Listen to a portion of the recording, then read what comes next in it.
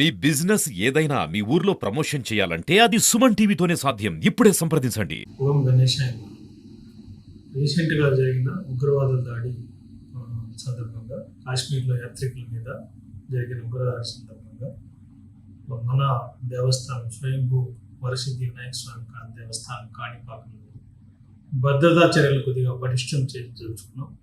ముఖ్యంగా ఆల్రెడీ మనకి BDT bomb detection and disposal team ద్వారా పోలీస్ డిపార్ట్మెంట్ నుంచి మనకి already round the clock team పనిచేస్తుంది.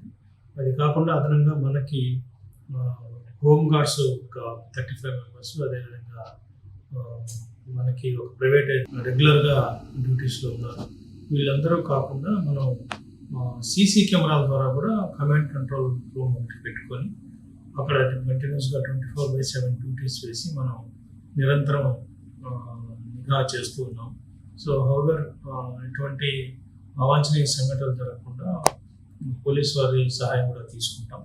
సో ఇప్పటికే మనం కొత్తగా డోర్ ఫ్రేమ్ మెటల్ డిటెక్టర్స్ అదనంగా ఒక 10 కొని అన్ని క్యూ లైన్లో పెట్టి హ్యాండ్ హెల్డ్ మెటల్ డిటెక్టర్ ద్వారా చెక్ చేయిస్తాను. ఎవరైనా భక్తులు ఏదైనా నిషేధ వస్తువులు తీసుకుని వచ్చినా కూడా వాటిని తొలగించడానికి రెగ్యులర్ చెకప్ జరుగుతూ ఉన్నాయి.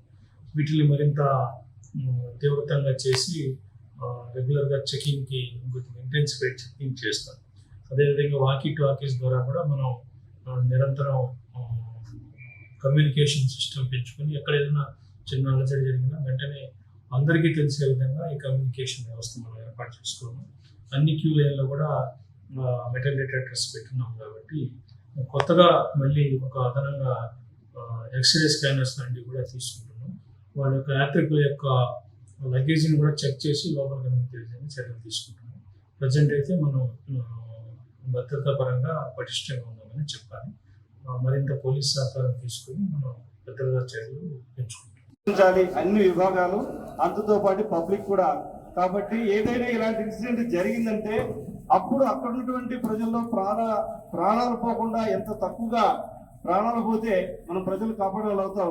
కాబట్టి ఒకసారి బ్లాస్ట్ అయిందంటే గుమికూడకుండా లేదా ఫైర్ ఏదైనా కూడా జరిగింది అనుకోండి, అందరూ కూడా కవర్స్ తీసుకోమంటారు. అంటే ఏదైనా హార్ట్ సంబంధించిన గోడలు కానీ లేదా ఐరన్ ప్లేట్ కానీ లేదా ఇంకేదైనా షెల్టర్లోకి వెళ్ళాలి.